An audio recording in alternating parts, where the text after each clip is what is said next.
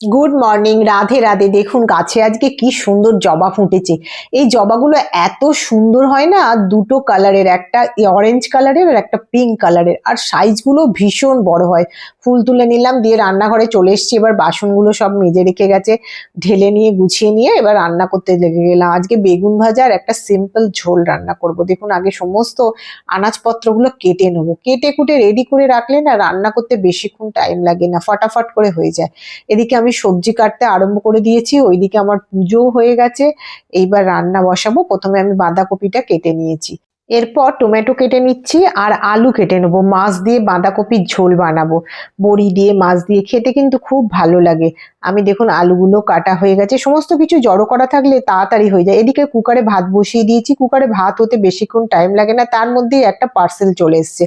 একটুখানি লোভ সামলাতে পারলাম না, খুলে একটু দেখছি, মোটামুটি খারাপ নয়, এরকম কম প্রাইসের মধ্যে দেখতে বেশ ভালো লাগছিল তাই আমি কিনেছি। কিন্তু জিনিসটাও খারাপ না, আমার বেশ পছন্দ হয়েছে। পড়ি আর না পড়ি, জড়ো তো করতে থাকি, মাঝে মধ্যে পড়বো, পড়ে আপনাদের সঙ্গে শেয়ার করব, দেখাবো আমি জিনিসগুলো। দেখুন খুব ভালো হয়েছে, আমার তো পছন্দ হয়েছে। এবার কড়ায় তেল গরম করে এবার রান্না স্টার্ট করে দিয়েছি। বেগুনগুলো ভেজে নেবো, বেগুন ভাজা হয়ে গেলে ওই তেলের মধ্যেই আমি বড়ি ভেজে তুলে নেবো। বড়ি আর মাছ একটা একটা করে ভাজা হয়ে যাবে। আগে কত বড়ি বাড়িতেই দিতাম, এখন আর যতই ঘরে রোদ থাকুক ভালো লাগে না দিতে। আর কি করব, বসে বসে খালি ইউটিউব ঘাঁটতে থাকি আর দেখতে থাকি। দেখুন এদিকে কথা বলতে বলতে আমার মাছ ভাজা হয়ে গেছে, আর মশলা দিয়ে তেলের মধ্যে আমি সমস্ত আলু আনাজ আস্তে আস্তে দিয়ে দেবো। আমি আলু দিয়ে একটু কষিয়ে নিয়ে তারপরেতে এর মধ্যে আমি দিয়ে দেবো কেটে রাখা বাঁধাকপিটা।